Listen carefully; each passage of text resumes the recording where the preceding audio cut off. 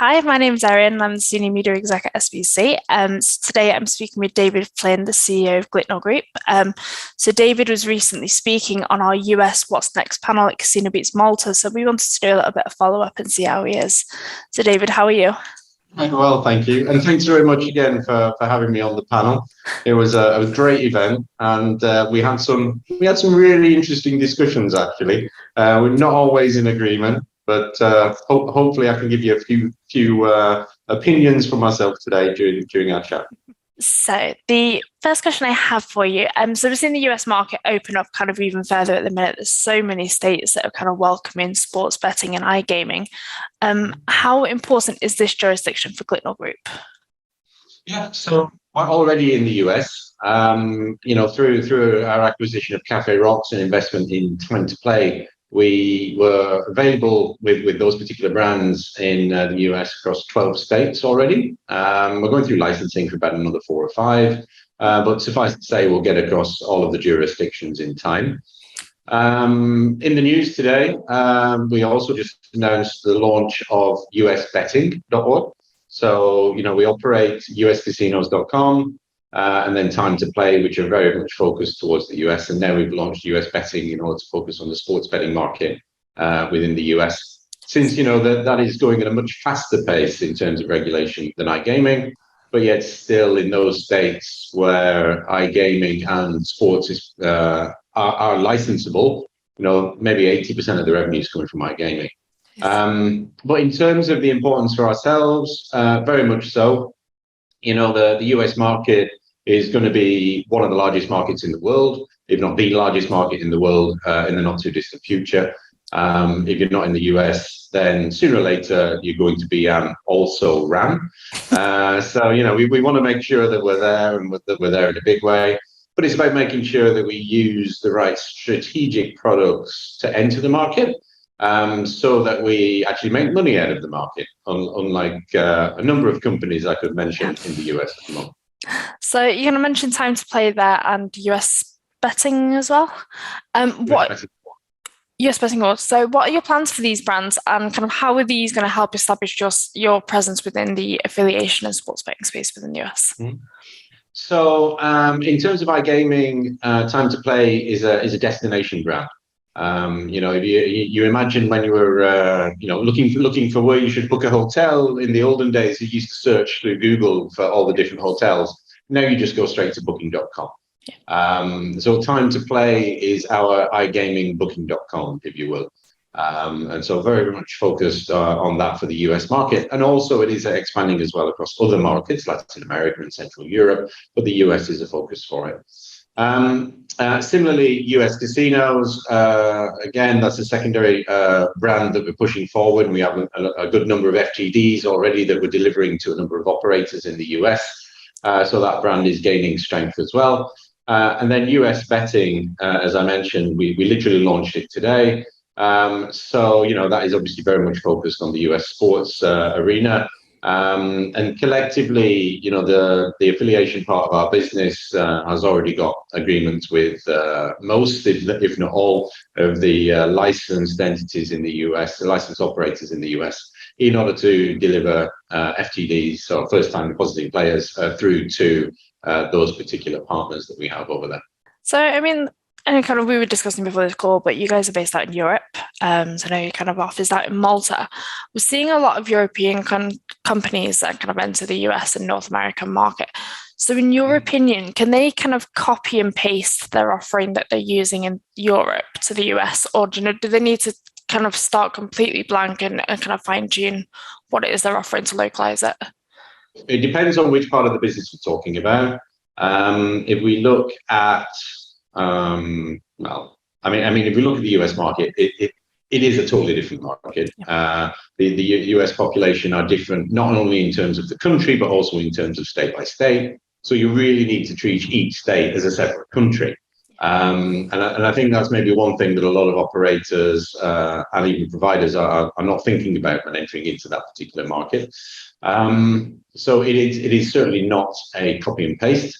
However, there are transferable skills, of course, in terms of specialist skills around SEO, around PPC, digital marketing, etc., that can be leveraged extremely well. And of course, there's a good skill set around gaming, CRM, responsible gaming, anti-money laundering, etc., that we can leverage across the group. We already have offices in the US and businesses in the US and initial staff in the US. So it's a very early stage for us, but now we're building on the back of that. And again, rather than just copy and pasting what we're doing with our B2C business or our B2B business, it's very much about taking a strategic look at, okay, what makes sense right now in that particular state in order to best position ourselves as a group for the future growth. And it's not a 2-3 year game. It's 5-10 years ahead that we're thinking about. No, definitely. Definitely.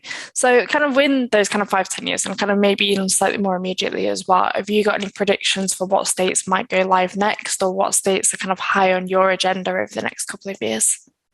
In terms of affiliation, all states are high on the agenda. Obviously, the iGaming ones we've already covered. So now it's just about completing additional states for the sports betting piece.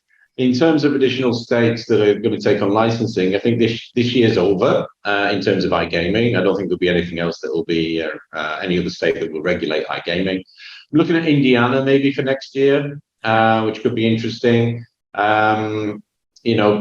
Perhaps New York, again next year, or maybe within 18 months' time.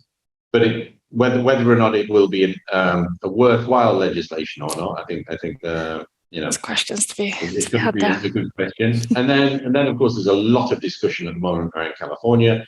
That will be a very hard fought battle. Very expensive one as well. Yeah, there are 2 processes run by 2 separate groups of Indian tribes, and then there's one that's run by the operators, if you will, or international operators, and they're totally at loggerheads. So it's good. It's going to be a very, very long and arduous journey before legislation gets there in California. And kind of thinking outside of the US, are there any other regulated markets that you're looking at for 2022, or are you kind of primarily focused on North America? Yeah, for ourselves, obviously, Canada's a very interesting market. So we're going through that particular process with our B2C business. We're also looking at other regulated markets across Europe.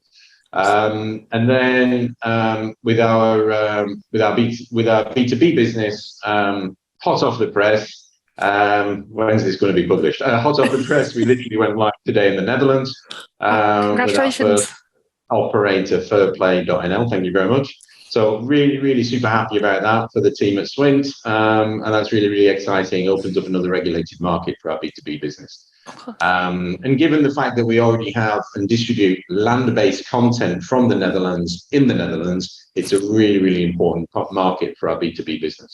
Definitely. So with a really strong hub, I think, with wider Europe as well. So you kind of touched upon a couple of your plans there with kind of Canada, Netherlands, the US, but what can we expect from Glitnor Group in the remainder of this year, kind of outside of new markets? I bumped into some people on the way into the office this morning, and they said, you guys are always in the news at the moment. And I said, well, I guess so, yeah, but that's probably because we have effectively 3 different businesses within our group that are all charging forward at a really rapid pace. Yeah. We're bringing on a lot of people across both our B2B and B2C businesses, and also within our affiliation team. So we're continuing to grow. We have, as you mentioned, as we discussed, a number of new markets that we're going through.